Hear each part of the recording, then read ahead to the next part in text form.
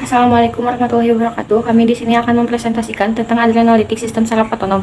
Sebelumnya, perkenalkan nama saya Malika Misyakina dari kelas 11 Farmasi 2. Perkenalkan nama saya Rizky Gunawan dari kelas 11 Farmasi 2. Perkenalkan nama saya Dapedia Pratama dari kelas 11 FKK 2. Perkenalkan nama saya Dewana Pratama dari kelas 11 Farmasi 2. Perkenalkan nama saya Gia Pujiansa, saya dari kelas 11 Farmasi 2.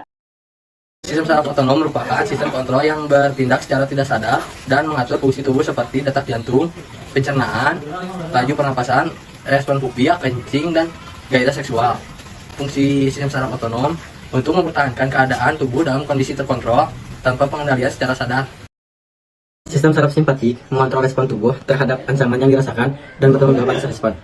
Sistem saraf parasimpatik adalah saraf yang mengontrol homeostatis dan tubuh saat istirahat dan bertanggung jawab atas fungsi istirahat dan cerna dari tubuh. Selanjutnya ada perangsangan simpatis dan perangsangan parasimpatis.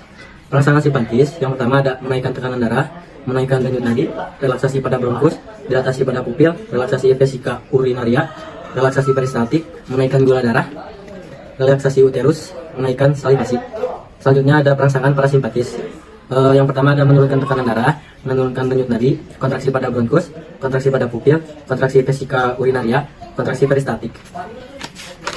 Selanjutnya ada istilah obat perangsang simpatis dan penghambat parasimpatis. Yang pertama ada istilah obat perangsang simpatis yaitu adrenergik, simpatomimetik, agonis adrenergik. Yang kedua adalah istilah obat penghambat simpatis yaitu simpatoidik, antiargenik.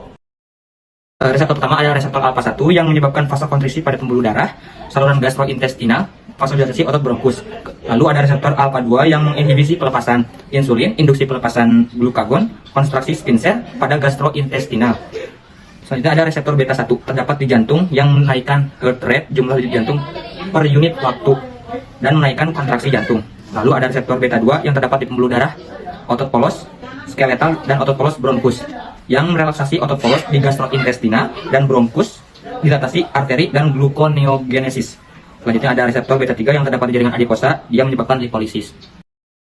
Antagonis adrenergik, obat yang mengeblok sistem saraf simpatik dengan mekanisme merangsang simpatetik dari otak, mengeblok reseptor adrenergik, menurunkan pengeluaran ET. Yang pertama ada alpha blocker, obat atau senyawa yang mengeblok reseptor alpha adrenergik dibagi menjadi 3. Pengeblok alpha, mengeblok reseptor alpha secara tidak spesifik, alpha 1 dan alpha 2 sama-sama diblok. Contoh obat ventolamin dan tolazolin. Fungsinya untuk vasodilator. Yang kedua ada alpha-min 1, spesifik hanya untuk alpha-min 1. Contoh obat prazosin, trimazolin, dan terazolin. Fungsinya sebagai obat antihipertensi. Alpha-min 1 menyebabkan vasokonstriksi. Yang ketiga ada pengeblok alpha-min 2, spesifik hanya untuk alpha-min 2. Contoh obat yohimbin, efek samping aprodisiaka.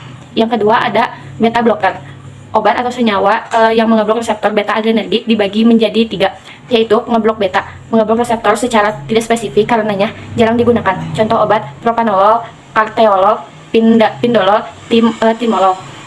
Fungsinya untuk menurunkan denyut jantung, cardiac output, dan tekanan darah. Yang kedua ada pengeblok betamin 1, spesifik hanya untuk betamin 1. Contoh obat acebutolol, atenolol, dan betaxolol. Fungsinya menurunkan frekuensi denyut jantung dan untuk pengobatan hipertensi. Yang ketiga ada pengeblok betamin 2, spesifik hanya untuk betamin 2. Contoh obat butaxamin menyebabkan bronkonstriksi.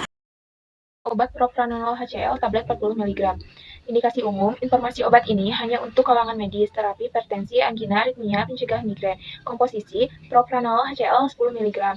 Dosis, penggunaan obat ini harus sesuai dengan petunjuk dokter. Dewasa dan anak 12 tahun. Untuk hipertensi 20 mg 3-4 kali sehari, aritmia 10-20 mg 3-4 kali sehari, angina 10-20 mg 3-4 kali sehari, mencegah migrain 40 mg 2-3 kali sehari, anak-anak aritmia 0,5. Aturan pakai berikan sebelum makan. Perhatian harus dengan resep dokter, gangguan fungsi hati, riwayat asma, diabetes, wanita hamil dan menyusui, penggunaan bersama obat aritmia lainnya, hipersensitif terhadap propadol. Kontraindikasi, tidak boleh diberikan pada penderita shock kardiogenik, sinus, bradikardia, dan asma.